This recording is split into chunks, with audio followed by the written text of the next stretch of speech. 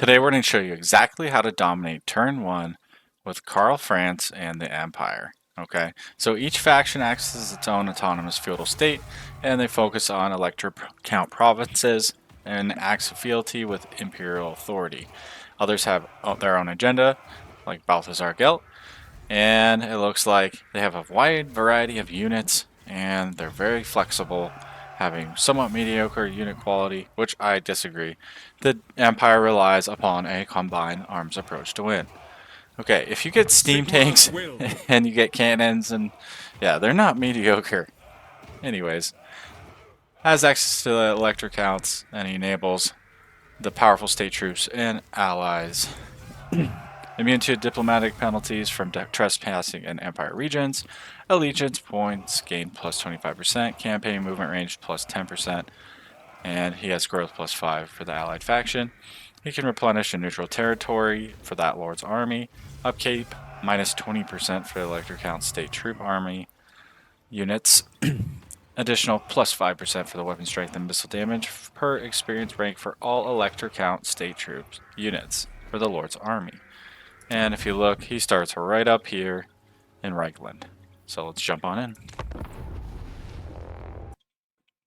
Emperor Karl Franz. He starts in a pretty interesting position. He's in Reikland, and his path to victory, he must protect the empire at all costs by expanding authority and bringing the entire nation under his banner through elector counts or through his military might. Alright, you must help defeat both foreign and domestic enemies of the Empire. Karl Franz may use electoral machinations to perform special powers with his own faction and the electoral states while manipulating diplomatic relationships. And once you do that, you have campaign victory. Okay, so with good old Karl Franz, we are going to take a look at where he can go. So there's a couple options. You have Ubersarik, Brungberg, okay, and we also have this guy, Lutenhof. Now, generally, what we want to do is we definitely want to take out the income of theirs as soon as possible, and we definitely want to capture this area. Now, there's Elspeth right here. You can become friends with her. You could also technically run up here and take out Karoberg, but it would leave this guy sitting and building troops against you. And also Marienberg doesn't really like you, so just keep that in mind. What I'm going to recommend is you actually just go straight for it.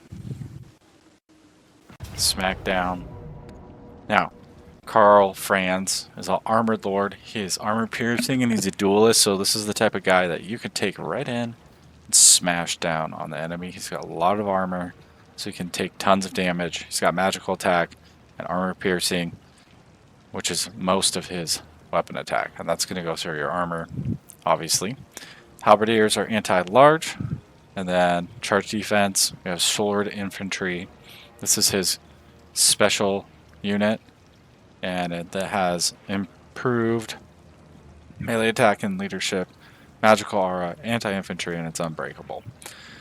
Handgunners, so you want to set these guys between your other units so they can shoot between. And then Reichsguard is going to run in and smash the archers. And I would also take the siege and probably smash down on the archers as well.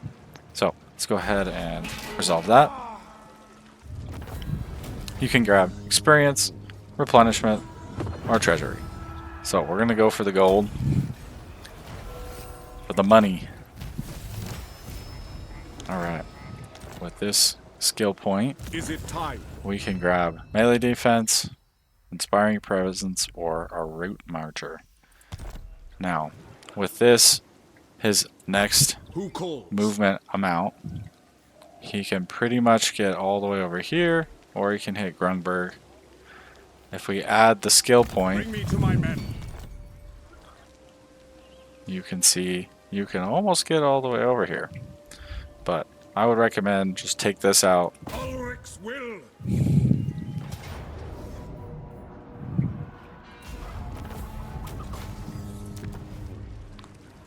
And then we'll occupy.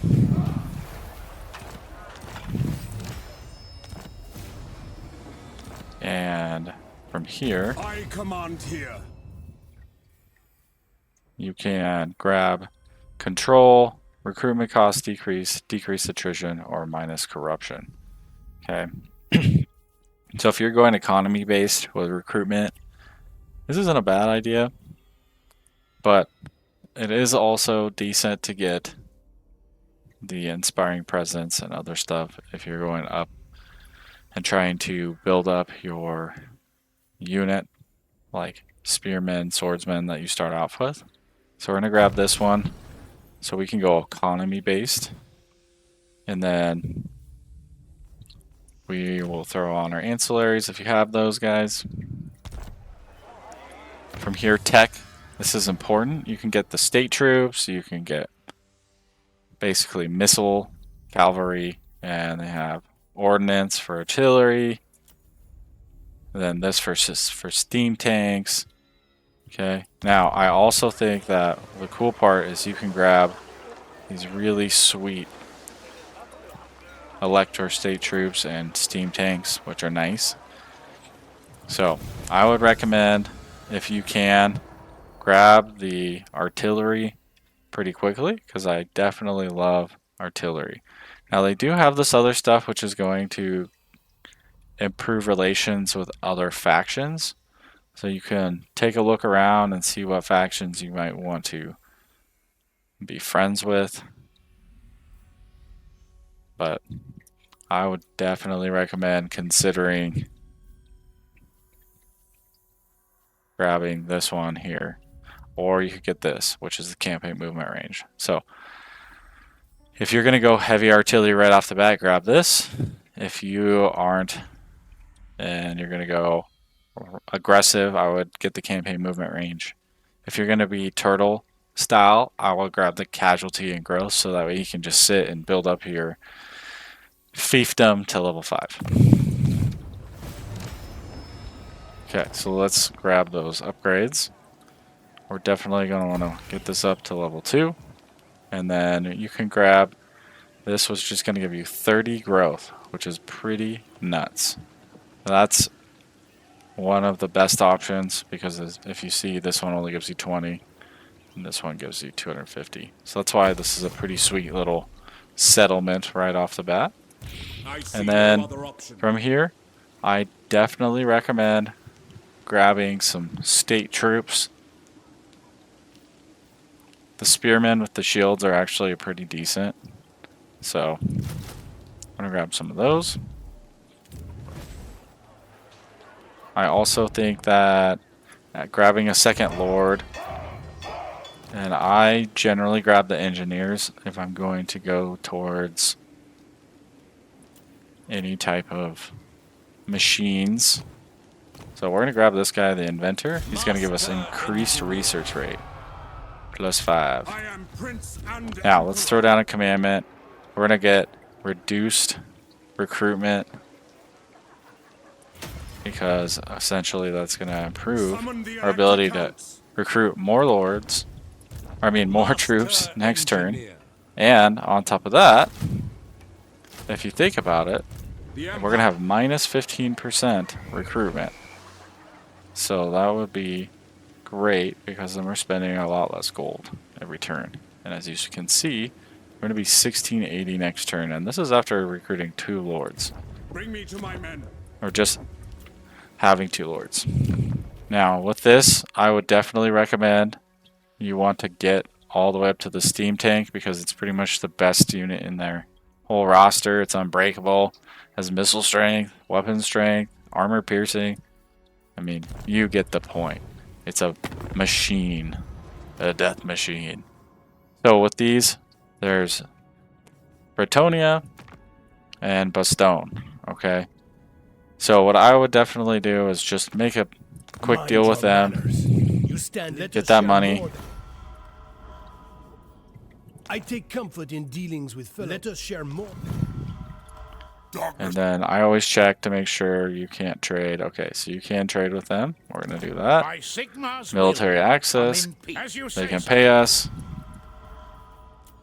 And it looks like nobody else wants to hang out with good old Karl Franz, Okay, so there's a couple more things you guys need to know. There's electoral machinations, so you can apply these decrees and you can improve relations with certain people. You can also get commendations, which is going to reduce recruitment costs.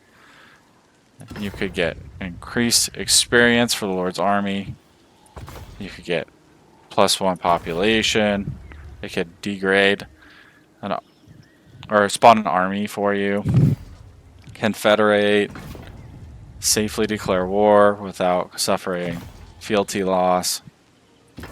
So there's some pretty good stuff in here, and you can get that very quickly. So don't forget to use that when you're playing Karl Franz. And also do not forget that there's a Vlad Karnstein right over here. And Von Karnstein is a bad man, or I should say zombie. So you want to make sure you try to take him out as soon as possible. So what I would recommend is make sure that you take out vampire counts and as soon as possible, and also you might want to consider Nurgle up here, which I think is right here. Yeah. And from there, I also think that Imperial Authority is good to know about. You just need to keep this moving up, and as you do good things for the Empire, that Imperial Authority will go up. You'll get increased improvement from basically everything from growth to control and income from the buildings. So, hope you guys enjoyed. Turn 1, Domination with Titan Prime and Karl Franz. If you like that, make sure you subscribe, comment, and like. Have a great day. Titan Prime out. Stand your ground for the Empire.